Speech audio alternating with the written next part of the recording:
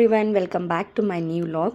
ಇವತ್ತು ನನ್ನ husband friend ಮನೆಯಲ್ಲಿ ನೇಮಿಂಗ್ ಸೆರೆಮನಿ ಫಂಕ್ಷನ್ ಇತ್ತು. ಹಾಗಾಗಿ ಆ ಒಂದು ಫಂಕ್ಷನಿಗೆ ಹೋಗ್ತಾ ಇದ್ವಿ.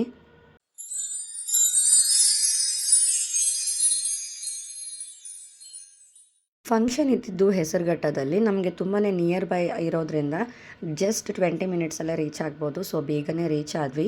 ಆ್ಯಂಡು ಇವರು ಮನೇನ ಇನೋವೇಟಿವ್ ಕೂಡ ಮಾಡಿದರು. ಹಾಗಾಗಿ ಮನೆಯಲ್ಲಿ ಹೋಮ ಪೂಜೆ ಕೂಡ ಇಟ್ಕೊಂಡಿದ್ರು. ಸೊ ತುಂಬ ಚೆನ್ನಾಗಿತ್ತು ಪೂಜೆ ಎಲ್ಲ, ತುಂಬಾ ಚೆನ್ನಾಗಿತ್ತು. ಆ್ಯಂಡ್ ನಾಮಕರಣ ಕೂಡ ಆಲ್ರೆಡಿ ನಡೀತಾ ಇತ್ತು. ಬೇಬಿ ನೇಮು ರಿಧಿ ಅಂತ, ತುಂಬಾ ಕ್ಯೂಟ್ ಆಗಿತ್ತು ಬೇಬಿ ನೇಮ್. ಆ್ಯಂಡ್ ಇವರು ಹೌಸ್ ಇನೋವೇಟಿವ್ ಮಾಡಿರೋದ್ರಿಂದ ಮನೆಯೆಲ್ಲ ನೋಡ್ಕೊಂಬರೋಣ ಅಂತ ಹೋಗಿದ್ವಿ. ಬೆಡ್ರೂಮ್ ಸೆಟಪ್ ಅಂತೂ ಆಸಮ್ ಅಂತ ಹೇಳ್ಬೋದು. ನನಗಂದ್ರೂ ಪರ್ಸ್ನಲಿ ತುಂಬ ಇಷ್ಟ ಆಯಿತು. ಹಾಗಾಗಿ ನಾನು ಈ ಬೆಡ್ರೂಮ್ದು ಮಾತ್ರನೇ ವೀಡಿಯೋಸ್ ತೊಗೊಂಡಿದ್ದೆ. ತುಂಬ ಅಂದರೆ ತುಂಬ ಚೆನ್ನಾಗಿದೆ. ವೆರಿ ಪ್ಲ್ಯಾಂಡಾಗೆ ಮಾಡಿದರು. ಆ್ಯಂಡ್ ಹಾಗೆಯೇ ಊಟಕ್ಕೆ ಹೊರಟ್ವಿ, ಬಿಕಾಸ್ ಟೈಮ್ ಆಗಿಬಿಡುತ್ತೆ ಅಂತ ಹೇಳಿ. ಆ್ಯಂಡ್ ಊಟ ಕೂಡ ಅಷ್ಟೇ ತುಂಬಾ ಎಕ್ಸಲೆಂಟಾಗಿತ್ತು. ಪ್ರತಿಯೊಂದು ಐಟಮ್ ಕೂಡ ತುಂಬಾ ಟೇಸ್ಟಿಯಾಗಿ ಕೂಡ ಮಾಡಿದರು. ಆ್ಯಂಡ್ ತುಂಬ ಚೆನ್ನಾಗಿತ್ತು. ಸಿರಿಗೂ ಕೂಡ ಸಪ್ರೇಟ್ ಎಲೆ ಹಾಕ್ಬಿಟ್ಟು ಕೂರಿಸಿದ್ವಿ. ಅವಳು ಎಷ್ಟಾದರೂ ತಿನ್ನಲಿ, ಏನಾದರೂ ತಿನ್ನಲಿ ಅಂತ ಹೇಳಿ. ಅವಳು ಕೂಡ ಊಟ ತುಂಬಾ ಚೆನ್ನಾಗಿದೆ, ಮದುವೆ ಊಟ ಥರ ಇದೆ ಅಂತೇಳಿ ಹೇಳ್ತಾ ಇದ್ಲು. ಆ್ಯಂಡ್ ಅದೇನೋ ಒಂದು ಬಾಳೆ ಎಲೆಯಲ್ಲಿ ತೊಗೊಂಡು ಬಂದು ಕೊಟ್ಟರು. ನಾವು ಇದೇನೋ ಕಡುಬು ಇರ್ಬೋದು ಅಂತೇಳಿ ಓಪನ್ ಮಾಡಿದ್ರೆ ಅದರೊಳಗಡೆ ರೈಸ್ ಇತ್ತು. ಒಂಥರ ಡಿಫ್ರೆಂಟ್ ಅಂತ ಅನ್ನಿಸ್ತು. ಆ್ಯಂಡ್ ನಾನು ಫಸ್ಟ್ ಟೈಮ್ ನೋಡಿದ್ದು ಈ ಥರ. ರೈಸ್ಗೆ ಸ್ವಲ್ಪ ಸಾಗು ಥರ ಏನೋ ಇರುತ್ತೆ, ಅದನ್ನು ಅದ್ರ ಜೊತೆನೇ ಹಾಕಿಬಿಟ್ಟು ಆ ಬಾಳೆ ಎಲೆಯಲ್ಲಿ ಪ್ಯಾಕ್ ಮಾಡಿ ಕೊಟ್ಟಿದ್ರು. ಸೊ ತುಂಬಾ ಚೆನ್ನಾಗಿತ್ತು ಟೇಸ್ಟ್ ಕೂಡ. ಆ್ಯಂಡ್ ಬಾಳೆ ಎಲೆಯಲ್ಲಿ ಊಟ ಮಾಡೋದು ಅದು ತುಂಬ ಹೆಲ್ತಿ ಅಂತ ಹೇಳ್ತಾರೆ. ಅದರಲ್ಲೂ ಈ ಥರ ಹಬೆಯಲ್ಲಿ ಬೇಯಿಸಿ ಕೊಟ್ಟಿರೋದಂತೂ ಇನ್ನೂ ಹೆಲ್ತ್ ಬೆನಿಫಿಟ್ ಜಾಸ್ತಿನೇ ಇರುತ್ತೆ.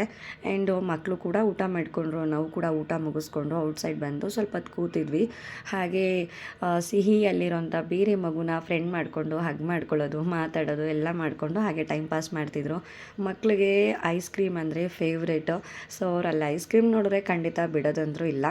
ಸೊ ಐಸ್ ಕ್ರೀಮ್ ಕೊಡಬಾರ್ದು ಅಂತ ಅಂದ್ಕೊಂಡ್ರು ಕೂಡ ಅವ್ರು ನೋಡಿದ್ಮೇಲೆ ಕೇಳ್ತಾರೆ. ಹಾಗಾಗಿ ಕೊಡಲೇಬೇಕಾಯಿತು. ಆ್ಯಂಡ್ ನೇಮಿಂಗ್ ಸೆರೆಮನಿ ಓವರಾಲ್ ತುಂಬಾ ಚೆನ್ನಾಗಿತ್ತು. ಆ್ಯಂಡ್ ಹೌಸ್ ಇನೋವೇಟಿವ್ ಮಾಡಿದ್ದಾರೆ, ಅದು ಕೂಡ ತುಂಬಾ ಬ್ಯೂಟಿಫುಲ್ ಆಗಿತ್ತು. ಆ್ಯಂಡ್ ಡೆಕೋರೇಷನ್ ಕೂಡ ತುಂಬಾ ಚೆನ್ನಾಗಿತ್ತು. ಸೊ ನಾವು ಕೂಡ ಫಂಕ್ಷನ್ ಎಲ್ಲ ಮುಗಿಸ್ಕೊಂಡು ಹಾಗೆ ಇವರ ಮನೆ ಹಿಂದೆಗಡೆನೇ ತೋಟ ಇದೆ. ಸೊ ಆ ತೋಟದಲ್ಲಿ ಒಂದು ರೌಂಡ್ ಅಪ್ ಹಾಕ್ಕೊಂಡು ಬರೋಣ ಅಂತ ಹೇಳಿ ಹೋಗಿದ್ವಿ. ಹಾಗೆ ಗ್ರೀನರಿನಲ್ಲಿ ತುಂಬಾ ಚೆನ್ನಾಗಿ ಬರುತ್ತೆ ಫೋಟೋಸು ಆ್ಯಂಡ್ ವೀಡಿಯೋಸು. ಹಾಗಾಗಿ ನಾವು ಕೂಡ ಕೆಲವೊಂದು ಫೋಟೋಸು ವೀಡಿಯೋಸ್ ತೊಗೊಳ್ತಾ ಇದ್ವಿ. ಮಕ್ಕಳು ಕೂಡ ತುಂಬಾ ಎಂಜಾಯ್ ಮಾಡ್ತಾಯಿದ್ರು. ಅದನ್ನು ನೋಡಿ ನನ್ನ ಹಸ್ಬೆಂಡ್ ಹೇಳ್ತಾಯಿದ್ರು, ಮಕ್ಕಳು ಎಷ್ಟೊಂದು ಎಂಜಾಯ್ ಮಾಡ್ತಾರೆ ತೋಟ ಈ ಥರ ಎಲ್ಲ ಅಂದರೆ ಅಂತ ಹೇಳಿ ಹೇಳ್ತಾಯಿದ್ರು. ಹಾಗೆ ಎಲ್ಲ ಒಂಥರ ಗ್ರೀನರಿ ಇದ್ದರೆ ಆ ಒಂದು ನೇಚರಲ್ಲಿ ಮಕ್ಕಳು ಟೈಮ್ ಸ್ಪೆಂಡ್ ಮಾಡೋದು ಒಂಥರ ಡಿಫ್ರೆಂಟಾಗಿರುತ್ತೆ. And they will enjoy also. ಮಕ್ಕಳಿಗೆ ನಾವು ಪ್ರತಿಯೊಂದು ಕಡೆ ಕರ್ಕೊಂಡು ಹೋಗಬೇಕಾಗುತ್ತೆ. ಆಗ ಅವ್ರಿಗೆ ಜನಗಳ ಜೊತೆ ಬೆರೆಯುವಂಥದ್ದು, ಹಾಗೆ ಈ ನೇಚರ್ ಜೊತೆ ಅವರು ಟೈಮ್ ಸ್ಪೆಂಡ್ ಮಾಡೋವಂಥದ್ದು ಪ್ರತಿಯೊಂದು ಕೂಡ ಅವರು ತಿಳ್ಕೊಂಡಿರ್ತಾರೆ. ಸಡನ್ನಾಗಿ ನಾವು ಎಲ್ಲೂ ಕರ್ಕೊಂಡು ಹೋಗದೆ ಮನೆಯಲ್ಲೇ ಇಟ್ಕೊಂಡ್ರೆ ಮಕ್ಕಳಿಗೆ ಹೊರಗಡೆ ಪ್ರಪಂಚ ಯಾವುದು ಕೂಡ ಗೊತ್ತಾಗೋದಿಲ್ಲ.